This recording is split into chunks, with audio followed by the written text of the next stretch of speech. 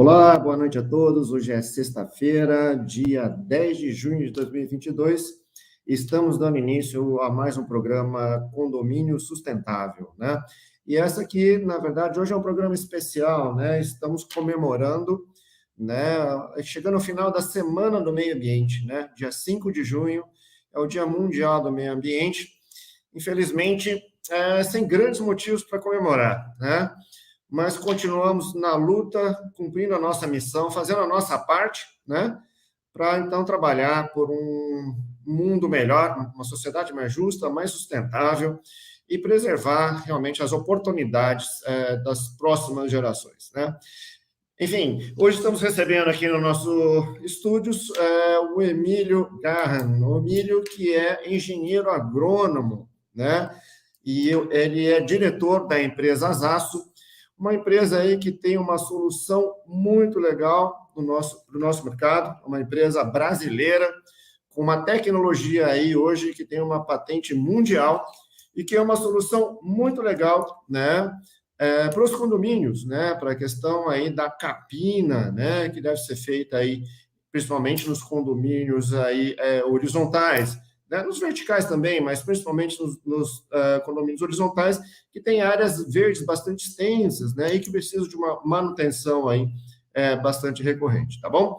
Enfim, eu vou apresentar para vocês aqui, passar a palavra, então, desculpa, para o Emílio, e a gente vai começar aqui o nosso bate-papo, então, aí, sobre esses métodos sustentáveis, né, métodos alternativos aí para a capina. Emílio, boa noite, bem-vindo ao programa Condomínio Sustentável. Boa noite, Rogério, tudo bem com você? Muito obrigado pelo convite. Em nome da Azaço, a gente está muito feliz aqui de participar, mostrar um pouquinho desses métodos alternativos, né, no controle de ervas daninhas, algo tão latente, tão necessário hoje em dia, né? E espero que a gente tenha uma boa reunião. Vamos explorar aí a capina elétrica. Legal, Emílio. Bom, Emílio, vamos começar. A gente gostaria de saber um pouquinho, né? Na verdade, como surgiu a empresa Azaço, né? Como é que funciona essa tecnologia, né? A gente sabe que ela surgiu em um momento, né, onde se questionava muito, né, a questão da utilização de defensivos agroquímicos, né? Os famosos aí mata-matos, né? Glifosatos, imazapir e outras moléculas aí que são utilizadas aí para o controle dessas ervas daninhas, né? Muito largamente utilizados aí, obviamente, em áreas agrícolas, né? Mas que tem alguns senãos aí, né, para utilização no perímetro urbano, né? Então, conta para gente aí como é que surgiu a ideia das aço, como surgiu essa tecnologia, para a gente entender um pouquinho melhor aí o que é que vocês têm. Os primórdios das Azaço, Rogério, elas vêm lá dos fim dos anos 80, nas primeiras teses emitidas pela Unesp de Botucatu. Essas teses, elas visualizavam que a eletricidade, em contato com folhas, era capaz de ingressar dentro de uma planta e essa energia era capaz de controlar ou matar aquela planta de forma celular. Tá? Assim como um método herbicida, que o termo quer dizer morte de erva, né? Uhum. Dali em meados dos anos 2000, se forma a primeira empresa de capina elétrica do mundo, nossa precursora, de nome CEIU. Essa empresa ela teve a grande missão de levar a tese de Botucatu, as teses já emitidas em Botucatu, para tratores e caminhões, enfim, para que aquilo pudesse ser checado de uma forma mais real. E em 2010, a Azaço compra a CEIU, e a primeira empresa, vamos dizer, porque hoje em dia nós somos um grupo multinacional, é a Azaço Brasil, que começa em 2010, aqui com sede em Indaiatuba, São Paulo. E a Azaço, ela é uma empresa nacional, né? Ela é nacional, como eu te falei. A Azaço Brasil se forma em 2010, em 2016 a gente vira uma holding, né? Hoje nós temos o nosso escritório central na Suíça, temos uma fábrica na Alemanha, que cobre toda a parte da Europa, e temos essa fábrica aqui Indaiatuba, que cobre toda a América Central e América Latina. Eu sou o diretor comercial dessas duas regiões. Mas a base tecnológica da Zaço, ela vem de Botucatu, passa pela CIU. Zaço, inclusive, quer dizer Zaço, quer dizer mato em japonês, em comemoração ao nosso precursor, Satoru Naito. E hoje em dia, já isso da capina elétrica virou uma ferramenta real, não somente no mundo agrícola, como na Europa, agora que está priorizando essas atividades no mundo agrícola, como na América Central, América Latina, onde a gente está forte no mundo urbano. Legal. E, Emílio, quando a Zaço surge, né, quer dizer, foram teses, né, de mestrado, talvez doutorado, né, de alunos, né, lá da Unesp de Botucatu. Quando eles começaram a pesquisar, né, essa aplicação, né, de descargas elétricas, vamos falar assim, né, para você matar essas plantas, essas ervas daninhas, naquele momento já se discutia essa questão ambiental também, a gente está falando da década de 80, né? Eu acho que a gente, durante muito tempo aí, viveu, né, o famoso milagre que a gente teve aí dos agroquímicos, né, que surgiram para matar a fome no mundo, né? E foi realmente uma febre, né? E esses defensivos utilizados de uma forma bastante indiscriminada, sem grande preocupação, né, com os seus efeitos aí no médio, longo prazo sobre a saúde humana e o meio ambiente. Quando vocês começaram esses estudos na década de 80, talvez tenham feito isso aí de uma forma até despretensiosa, ou já tinham em mente essa visão de que, opa, tem alguma coisa aqui que a gente vai ter um problema no futuro? Olha, o que eu me lembro, inclusive, eu sou aluno da turma de 89 de Botucatu, então eu tive bem perto daquilo, era bastante... Não havia uma pretensão como existe hoje em dia, né? Eram químicos, inclusive, bastante mais complexos e fortes do que a gente utiliza hoje em dia, né? Então, os fosforados, enfim, né? Uma complexidade maior. Mas eu comecei a analisar, agora já há alguns anos à frente da Zaço, já nos anos 90, Rogério, a gente começa a perceber certas resistências de ervas daninhas a diferentes tipos de químicos. Tá? Então, hoje em dia, não é somente, vamos dizer, a parte ecológica, a sustentabilidade em si, mas o fato de que as ervas daninhas também estão apresentando um nível de resistência a diferentes químicos muito grande, o que tem gerado uma agricultura bastante complexa, bastante cara, também o controle urbano, o controle de estradas. Facilmente você vê em estradas, por exemplo, a presença de algumas gramíneas resistentes, como o capim amargoso, enfim, durante o ano inteiro, né? Uhum. Então, além de ser uma alternativa como método herbicida, ele também, e eu acho que isso é muito interessante, é o fato de que ele não tem resistência frente a essas ervas, né? E depois os gráficos mostram, lógico, depois de já início dos anos 2000, a quantidade de ervas daninhas e o crescimento exponencial das suas resistências é enorme. E você falou tudo, né? Na verdade, esse desenvolvimento da resistência, né, a esses agroquímicos é um processo aí natural, né, de seleção natural. Mas acho que Darwin não explicou, pelo menos eu não aprendi, eu sou biólogo, né? Eu não conheço nenhum organismo vivo que tenha desenvolvido resistência à eletricidade, né? Então, realmente, faz bastante sentido o que você está falando.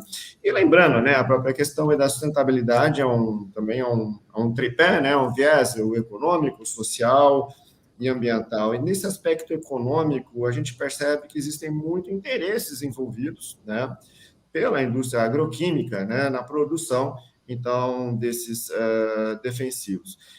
Vale lembrar que o glifosato, né, ele começa a ser utilizado aí, acho que na década de 70 ou 75, se eu não me engano, que virou uma febre, né, começou a ser largamente utilizado. E o glifosato, a gente teria algumas formas, né, quer dizer, a resistência das plantas ao glifosato, ela seria realmente desenvolvida com o tempo, num processo natural de seleção. Interessante, né? A gente para pensar quando você fala de sementes transgênicas, né? Hoje, uma semente de soja transgênica não é uma semente de soja que desenvolveu algum tipo de, vamos dizer, de característica que tornasse ela resistente à praga, o que seria talvez um caminho melhor, né, ou mais saudável. Na verdade, ela foi modificada para ser resistente ao glifosato, para a gente continuar vendendo glifosato, né? Então, realmente existe toda uma questão de interesses econômicos envolvida. E bom saber, né, que, na verdade, a gente acaba, né, como a gente sempre fala, né, às vezes a gente faz a coisa certa pelo motivo errado, né? E a capina elétrica, ela surge, né, como uma alternativa, como uma solução muito interessante, ecologicamente sustentável, e talvez que ela tenha surgido de uma forma sem querer, né? Então, talvez para você estar eliminando aquelas, né, pragas que seriam resistentes, então, a agroquímicos. E não porque necessariamente a gente tivesse visando aí uma preservação ambiental, ou porque a capina elétrica estaria, vamos dizer assim, sendo mais segura para o ser humano ou para o meio ambiente. Mas, enfim, as coisas acabam acontecendo e tudo tem um porquê, um propósito, e a Zaso, ela está hoje no lugar certo, na hora certa, com a tecnologia certa, né? Acho que isso é o mais importante, né? E, Emílio, quando a gente pega essa questão, né, a questão da legislação, né, essas leis, essas normas, quando que elas começaram a surgir, né, chamando a atenção, né, para a utilização desses defensivos no meio urbano? Rogério, a última atualização que a gente tem, né, é uma nota técnica da Anvisa, que esclarece, né, sobre a capina química em meios urbanos ou interseções urbanas, né, que ela proíbe realmente a capina química ou todo tipo de aplicação que não garanta, né, um meio seguro para aquela população que ali circunda, né? Como os químicos geralmente têm um residual de dias ABCD, né? Isso depende de cada químico. Na prática dos condomínios, teria que todo mundo sair de casa e voltar dali a tantos dias, né? No caso da utilização de químicos. Ou no caso de fábricas, hoje em dia a gente também está trabalhando e fazendo parcerias em facilities, né? Como no mundo urbano, essa coordenação, essa administração, ela é impossível, né?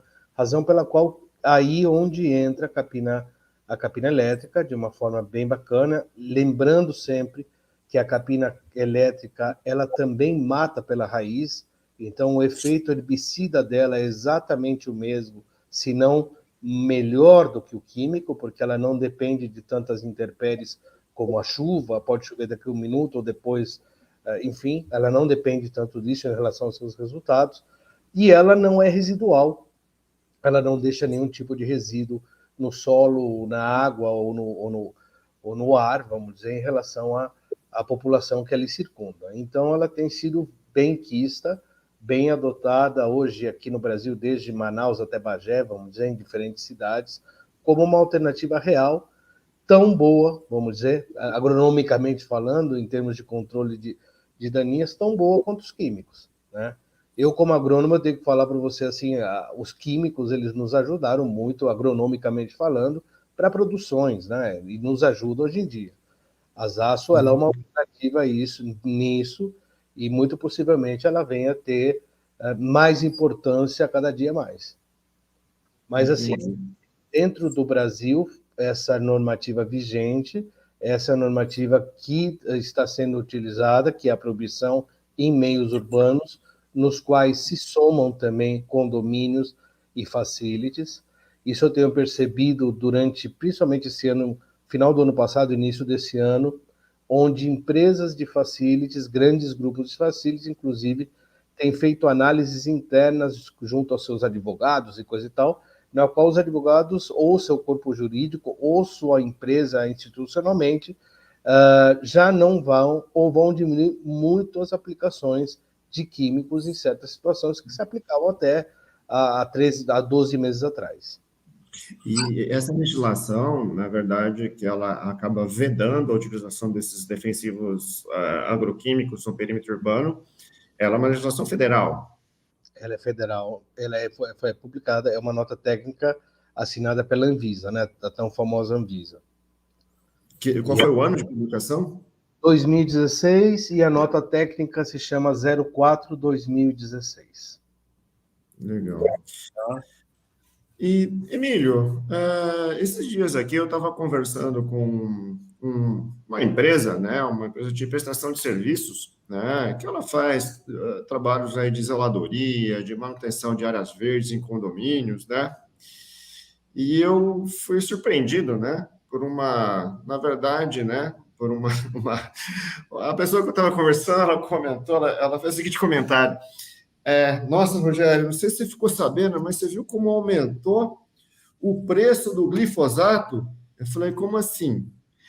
Não, porque o glifosato, o valor está muito alto, não sei o quê, por causa da guerra na Ucrânia, o valor do petróleo. Eu falei, meu amigo, você está usando glifosato? Né? No perímetro urbano? Quer dizer, havia realmente um total desconhecimento, né? Em relação a essa legislação. Emílio, vamos lá. Essa técnica, e eu mesmo, eu tive um primeiro contato com a tecnologia das aço foi em 2019, né? Quer dizer, foi bem recente, né? Lá no Fórum de Gestão Ambiental, né? As aço foi uma das empresas aí que foram expositoras naquela edição do evento, e foi meu primeiro contato com a tecnologia. Eu mesmo fiquei bastante surpreso, né, e admirado com a tecnologia que vocês apresentaram lá. E eu também não conhecia essa legislação, né? Como é que está essa divulgação das aço? Como é que tem sendo a aceitação dessa tecnologia junto ao mercado?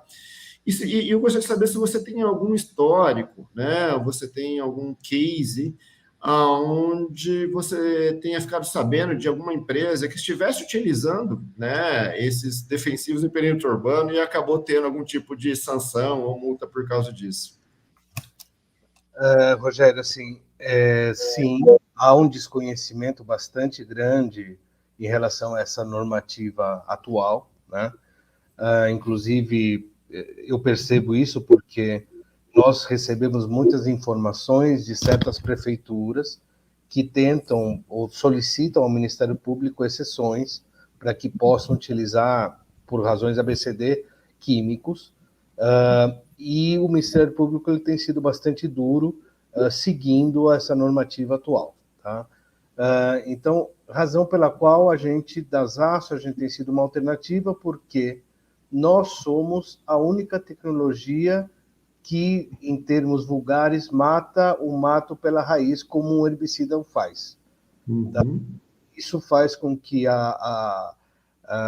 os outros métodos alternativos ao glifosato, aos químicos em si, como, por exemplo, a capina manual, a capina via temperatura, né? Eles são muito bons para atuar na vegetação, né? Nas folhas, mas não na raiz. Isso faz com que a capina elétrica, Rogério, ela seja aplicada 4 vezes ao ano, muito similar ao que era o químico em si. E enquanto as outras capinas, né, as mais tradicionais, elas são aplicadas de 12 a 15 vezes ao ano. Em uma proporção muito similar, os custos diminuem nessa proporcionalidade. Seja para a prefeitura, seja para condomínios, seja, enfim, né? Então, é muito interessante que as prefeituras, além de terem percebido que há um bom resultado, há também uma boa redução de custos e uma boa produtividade. São mais de 5 mil metros por mês por equipamento, são 100 mil metros por mês, é uma produtividade bastante interessante. Então, assim, o que a capina elétrica tem feito é justamente entrar nessa brecha. Há, inclusive, licitações específicas para a capina elétrica, como anteriormente existiam para aplicações de químicos, né? E é nesse espaço que a gente está trabalhando. E isso começa também com essa visibilidade que eu te comentava, desde Manaus até Bagé. Essa visibilidade faz com que parceiros comecem a se aproximar da gente, como do mundo de facilities, e muito possível condomínios e outros, enfim, logo, né? Uhum. A capina elétrica, na verdade, ela tem um efeito sistêmico, né, sobre a planta, assim como o químico, como você falou. Então, ele mata realmente a planta, né?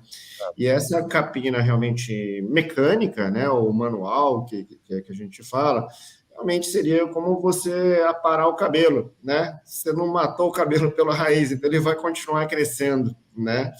Então, essa rebrota, né, que acontece realmente das ervas, realmente é algo que o nosso país é um país tropical, né, com muita chuva, e algumas regiões do país é com mais chuva ainda, né, do que aqui nós estamos aqui na região sudeste, né, mas eu imagino na região norte, onde chove muito mais, né, áreas realmente litorâneas, a umidade é muito alta, eu imagino que essa rebrota aí realmente seja um problema bastante sério, né?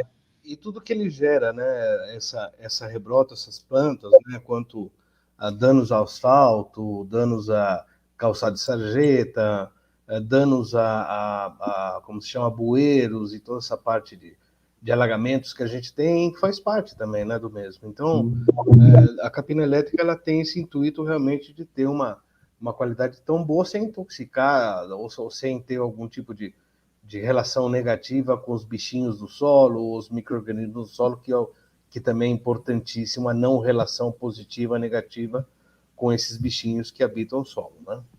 Perfeito. E olha só, você acabou de tocar também num ponto bastante importante, né? Esses fenômenos que nós temos observado aí de chuvas intensas, né?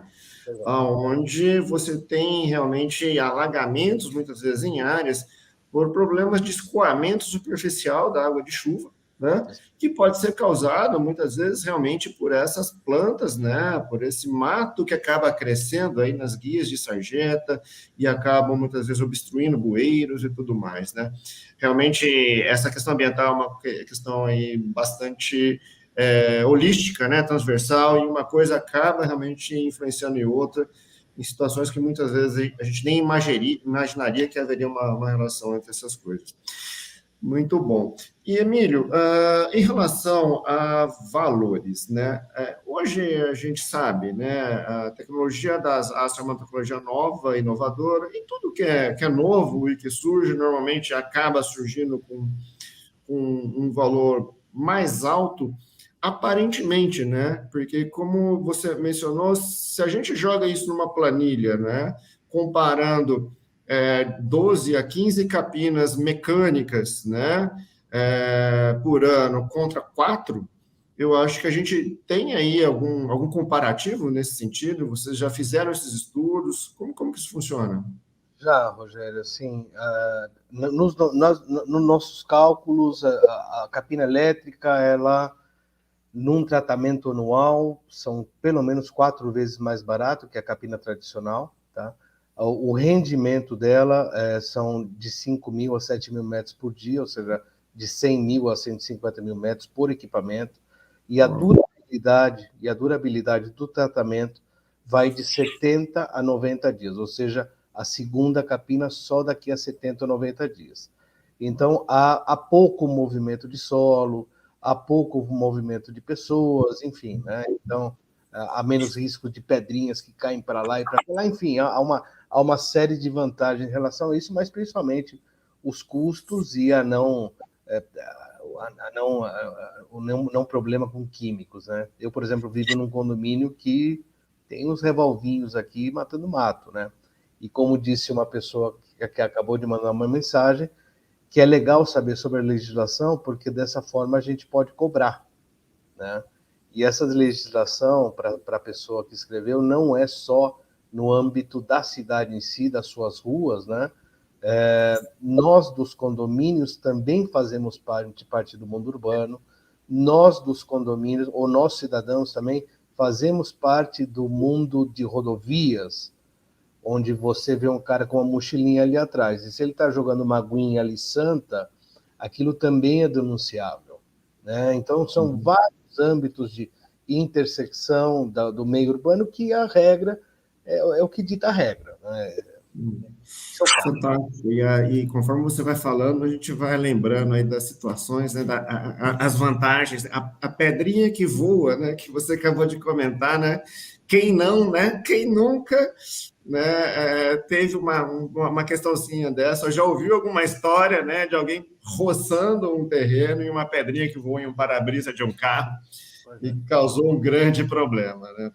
Legal. Queria agradecer aqui, aproveitando, o Edgar Parreira falando de Uberlândia, Minas Gerais. Muito obrigado pela sua audiência, Edgar. Grande abraço.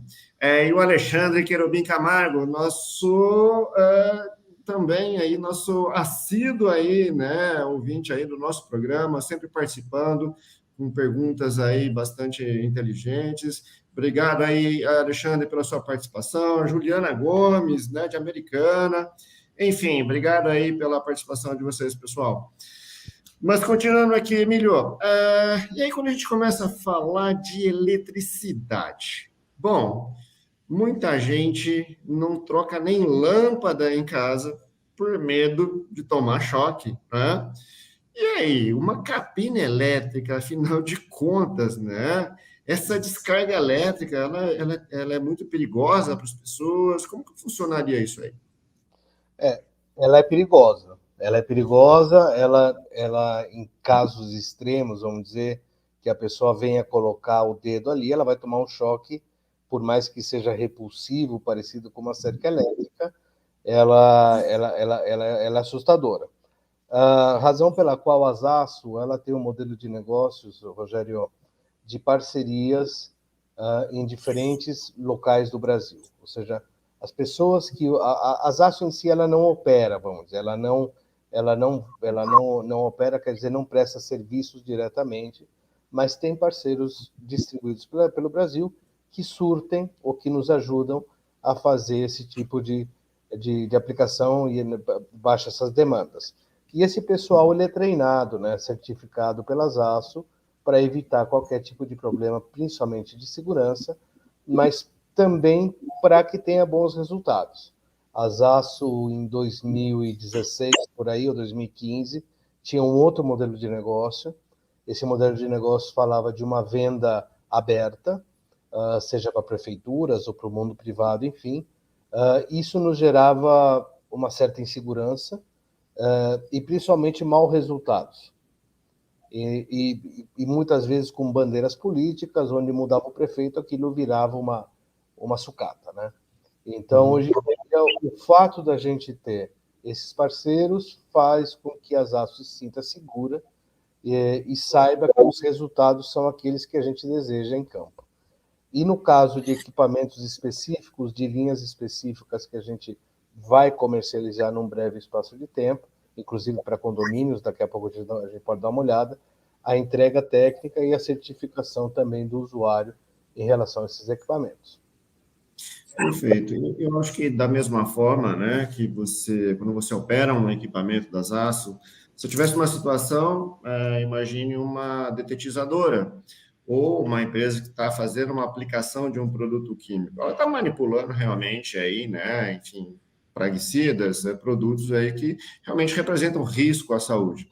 E as pessoas que vão fazer a utilização desses produtos devem ser, então, treinadas, habilitadas, estar utilizando os EPIs adequados, né, para poder, então, trabalhar com esses produtos, né? Então, da mesma forma que alguém pode se contaminar com o glifosato e por isso não é permitido hoje o seu uso no perímetro urbano, né? O mesmo acredito que se aplicaria, então, a tecnologia das Zaço, que estaria, então, matando aí essas plantas aí com uso de correntes elétricas. E muito similar, só te interromper, Rogério, muito similar também a outras atividades, como, por exemplo, poda de árvores e roçadas, enfim, né, que você fecha perímetro, se você tem certas condutas, é exatamente a mesma coisa. É uma atividade urbana, essa atividade urbana tem certas características de perímetro, de pessoal treinado, enfim, né, mas é uma operação urbana como qualquer uma outra, que tem regras. A gente tem como base a NR10 e NR12, principalmente, para fazer esse tipo de aplicações no mundo urbano, no mundo de facilities, e temos principalmente essas parcerias de pessoas ou empresas que são treinadas e certificadas pelas ASO. Isso é o mais importante e é o que a gente quer manter. Perfeito. E a Zaço, acho que você tem um vídeo, né, explicando alguns slides para explicar um pouquinho melhor a tecnologia para a gente. Você gostaria de fazer alguma apresentação? Eu vou apresentar alguns slides aqui, Rogério, como contextualizar um pouco o que é a capina elétrica na prática, tá? Uhum. Aí você me avisa, por favor, se se vocês estão vendo por aí.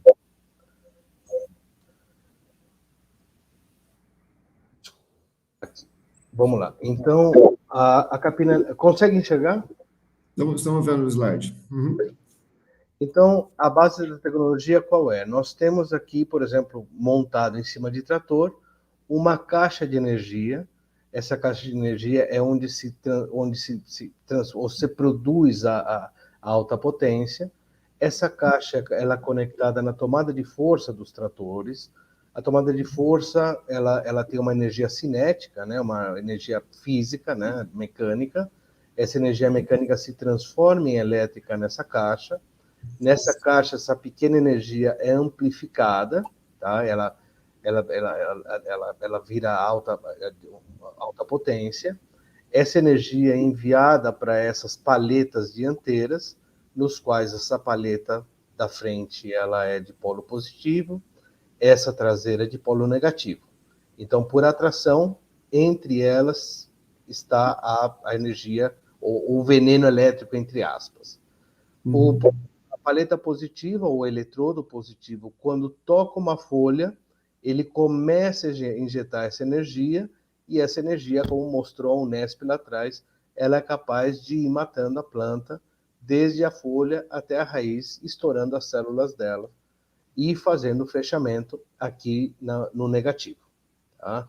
Então, na prática, nós temos uma quantidade de energia sendo emitida por essa caixa que está conectada à tomada de força, que vai lambendo folhas. Esse fato de lamber injeta energia elétrica que se fecha entre o positivo e o negativo que estão na frente. Ok? Uhum. Bem, dentro do que a gente conversava anteriormente, e que a gente falava sobre os anos 90 e a resistência de plantas, né? A gente percebe, isso aqui é um gráfico que fala de espécies com resistências, espécies de daninhas com resistência a diferentes tipos de químicos. Cada cor dessas são diferentes moléculas de químicos, ou grupos de químico. Então, você percebe que entre o ano 85 e 90, há um crescimento exponencial de plantas resistentes, tanto 2020, você vê a quantidade de plantas resistentes. Há uns 5 anos atrás, começam a se associar de forma muito complexa tudo que é alguns herbicidas com doenças mais complexas, como linfomas e câncer, enfim, né, com problemas, inclusive, judiciais maiores. No Brasil também começa a se discutir certos herbicidas que podem estar associados a doenças graves como Parkinson, e você percebe aqui já alguns países tomando algumas ações, assim como o Brasil no mundo urbano, mas países já tomando ações no mundo agrícola. Então, o México, por exemplo, proibiu um dos principais herbicidas químicos utilizados na agricultura, e países como o Peru também, Colômbia, estão tomando ações interessantes, e países da Europa que estão por proibir, né, certos químicos também já, se não foi há um ano atrás, possivelmente seja nos próximos anos, mas é uma tendência natural disso. A Europa, na verdade, ela tinha como uma meta, o OECD, de banir o uso do glifosato em 2021, né? Isso acabou não acontecendo, né, por lobby aí, realmente, dos agricultores, né? Até por não terem essas alternativas ainda disponíveis, né? Quem sabe, olha só, as aço chegando lá na Europa e levando uma solução aí para os agricultores europeus, né? Mas vamos lá. Bom, nós estamos na Europa, tá? A gente está na Europa, a gente está sendo distribuído, inclusive, numa parceria agrícola com o pessoal da Case New Holland de tratores, e lá o primeiro equipamento fala do mundo de vinhedos. Tá? Aqui, então, um pouco a gente comentava sobre métodos de capina, tá? Aqui dá para a gente ver direitinho quais são as diferenças entre a capina tradicional, manual, e a capina urbana depois de 60 dias aplicado aqui em ruas de paralelepípedo. Então, aqui foi feito na Pampulha, no ano 2019. Essa é a foto original. Esses são os resultados após 60 dias da capina elétrica, tá? E nós deixamos algumas pequenas áreas com capina mecânica. Após 60 dias, você vê que há uma rebrota daquelas plantas que mantêm a sua raiz. Como você disse, é o corte de cabelo, né, Rogério? Então, quando a gente vê os métodos de corte de cabelo, que são fontes de calor, tipo vapor, fogo, que são bons para folhas, mas não bons para raiz, como o sistema mecânico, eu chamo, como você chama, de corte de cabelo, versus os métodos herbicidas que nós chamamos de depilação a laser, né?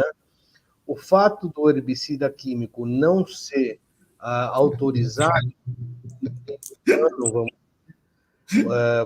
o herbicida químico não sendo autorizado no meio urbano, seja em condomínios ou facilities, enfim, a única tecnologia que mata pela raiz é o herbicida elétrico.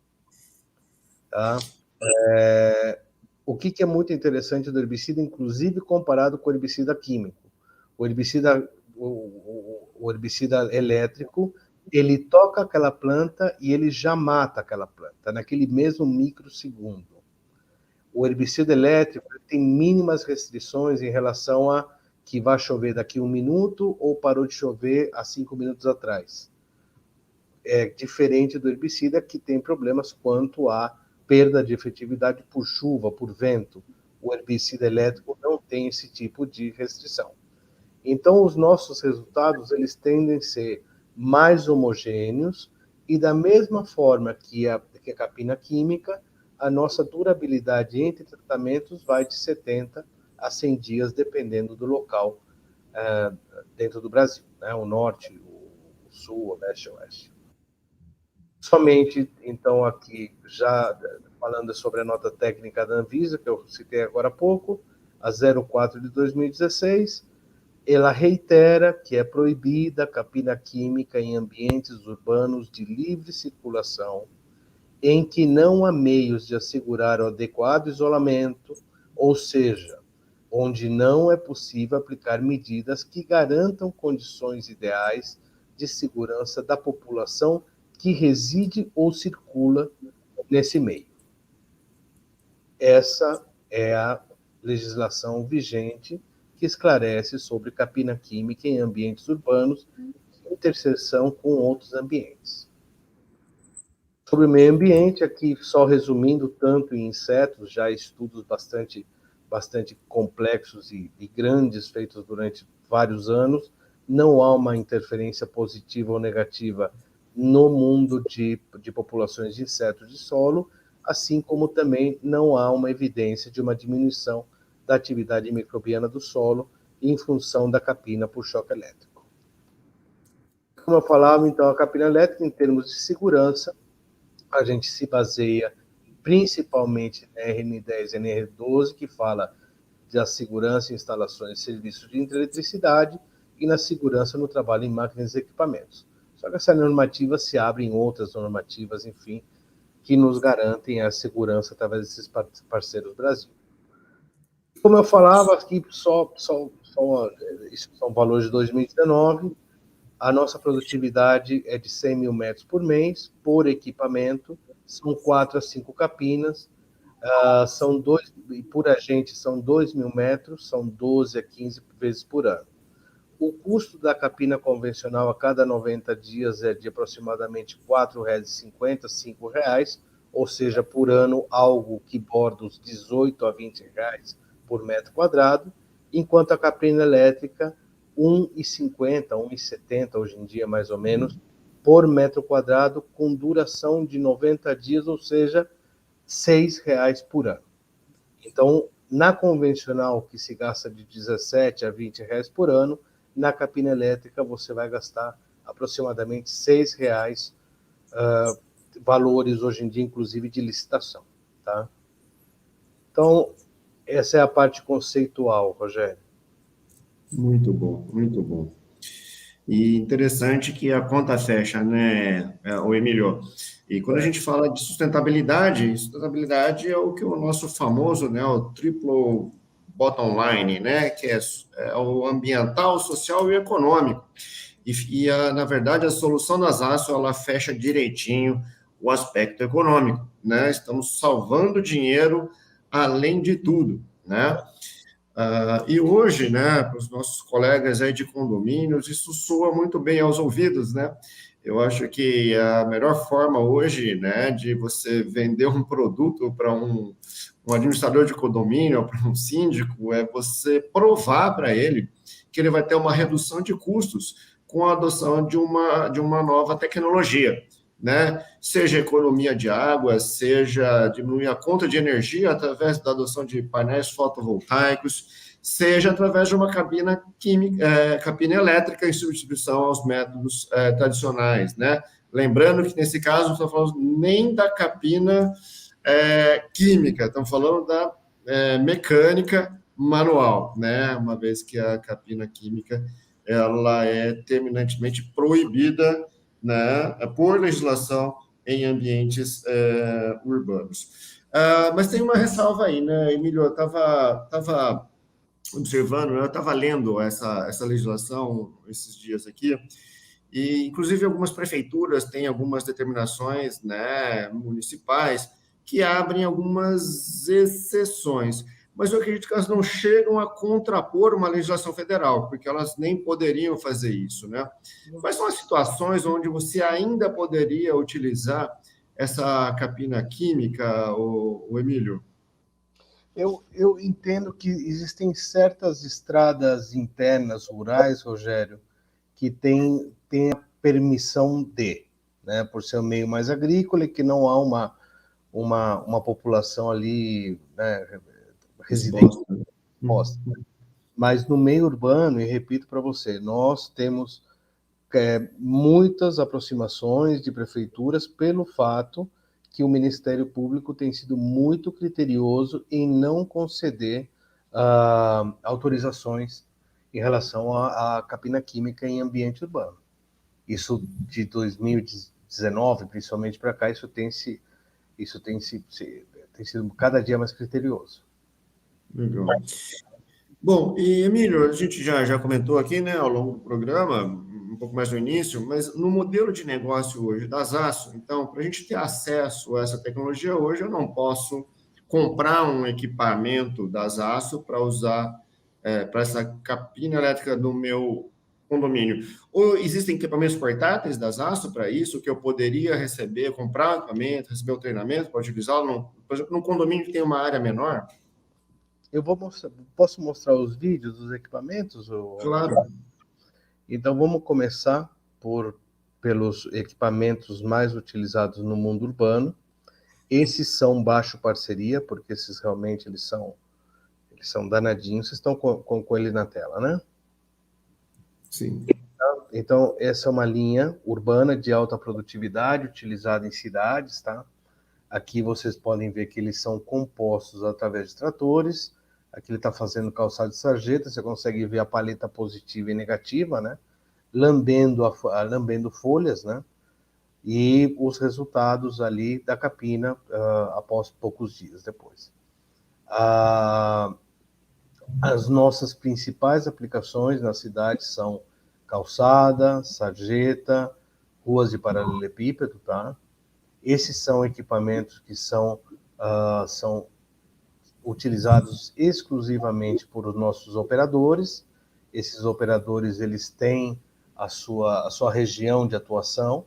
Então, caso os condomínios da região ABCD queiram fazer algum tipo de trabalho com esse pessoal, a Zaço direciona para aquele operador específico. Tá? Tem alguns resultados, né, calçado Aqui outros resultados, em ruas de paralelepípedo, outras aplicações, canteiro central, estradas internas, canaletas, rodovias, aeroportos, portos, ferrovias, enfim. E nós temos uma linha de equipamento portátil, que essa é de livre acesso ao público, inclusive é comercializado através do nosso site. Ele é muito seletivo, ele é utilizado mais para uma jardinagem fina, vamos dizer, ou mais bem de fim de semana. A base dele é você escolher uma planta e dar um tiro, um choque de tantos segundos por planta, e essa energia, da mesma forma que o trator, ele consegue entrar na planta e matar pela raiz. Então vocês conseguem ver que a pessoa está apontando esses eletrodos para a planta, ele tem um gatilho ali no cabo, e durante X segundos aquilo ele vai fazendo essa morte seletiva. Então é utilizado para esse tipo de aplicação em muros e coisa e tal, para plantas menores, mas também para esse tipo de aplicação mais seletiva em jardins, né? Por exemplo, infestação de um trevo, de um pé de galinha, enfim. Você escolhe aquela planta que você não deseja dentro da planta, aponta nela e dá um tiro de 3 a 5 segundos. Fantástico. Essa é a história. Isso é para um campo de futebol, um campo de golfe, é uma solução perfeita, né?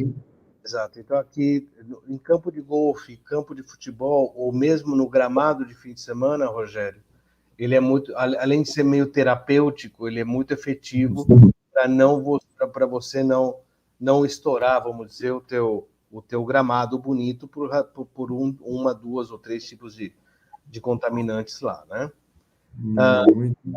Tem alguns equipamentos, mas o que eu queria mostrar é esse tipo de equipamento, que são montados em cima de pequenos tratores. Isso daqui vai ser um lançamento em 2022, novembro de 2022, me desculpe. Tanto para o mundo agrícola, mas também para o mundo do mundo urbano.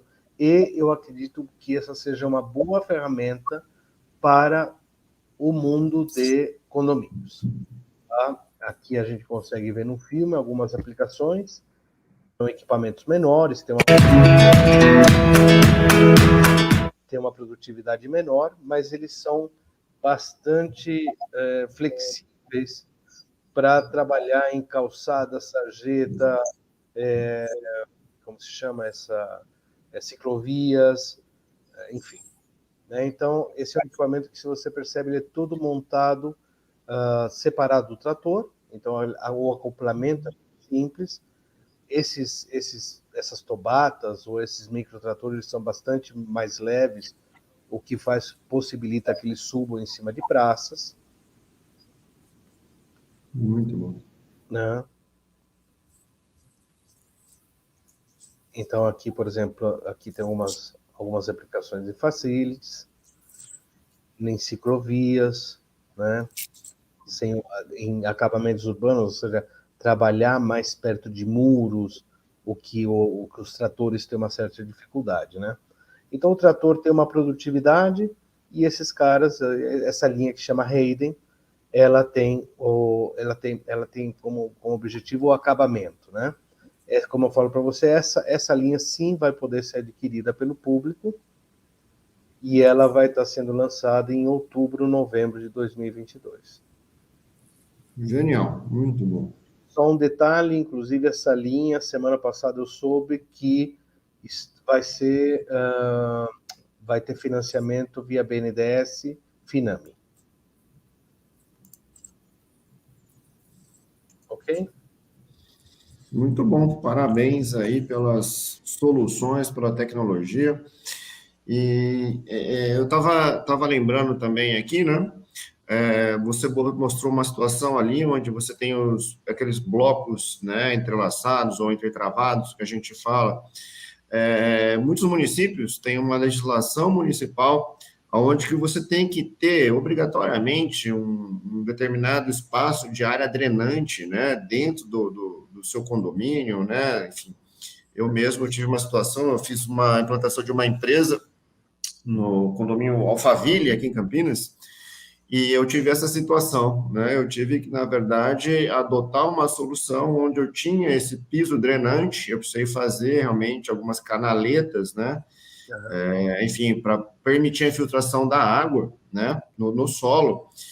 E realmente aquilo fica bonito, né? Durante 1 ou 2 meses depois que você inaugurou a empresa, porque depois virou um mato aquele negócio e que era impossível você controlar aquilo, né?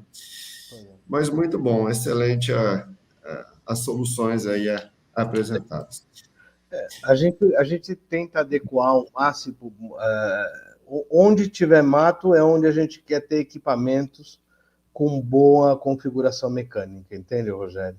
Então, nós, essa linha urbana, vamos dizer, pesada entre aspas, muito produtiva, essa outra linha de acabamento, que eu acho que vai caber muito bem, tanto em facilities como em condomínios, porque elas são mais reduzidas em um custo menor, inclusive, para aquisição. E nós estamos montando também, vamos inaugurar a linha agrícola para citros e café, fruticultura em geral, também em outubro, novembro desse ano, com o pessoal da Case New Holland aqui na América Latina também. Então, atuando em várias áreas aí, onde tiver, ou como eu falo, onde tiver mato é onde a gente quer estar. Maravilha. Bom, não deixe de nos convidar para esse lançamento aí, vamos querer estar presente lá e conhecer um pouquinho mais aí sobre essas tecnologias também, tá bom, Emiliano? Perfeito. Bom, pessoal, vamos chegando aqui ao final do programa, mas eu queria agradecer enormemente aí a participação do Emílio, foi realmente aí uma conversa muito legal, e realmente ele é uma luz aí, né, para muita gente aí, fica a dica aí, para todos aí os administradores aí de condomínios, nossos síndicos, tá bom? Porque realmente é uma questão aí que não apenas normativa ou legal, que a gente tem que se enquadrar, é uma questão importante, mas também aí pela própria questão aí ambiental e da sustentabilidade, tá bom? Então, mais uma vez, Emílio, muito obrigado aí pela sua participação. E aos nossos ouvintes aí, né? Olha lá, o Alexandre ali, sempre junto com a gente, né? E tantos outros aí que têm acompanhado nosso programa aí, muito obrigado aí pela audiência de vocês. E não deixem de sugerir temas para o nosso programa, tá bom? Se vocês tiverem algum assunto que gostariam de ter discutido, a gente, né, tá realmente trazendo aí palestrantes, novas tecnologias para vocês, isso aí é o nosso papel. Estamos aqui para ajudar vocês, tá bom? Muito obrigado, Emílio. Pessoal, um grande abraço, Rogério, a todo o pessoal que participou, um grande abraço a todos, bom fim de semana, em nome da Zaço, um agradecimento enorme a todos. Ok, obrigado. Muito obrigado. Tchau, tchau, pessoal. Até a próxima.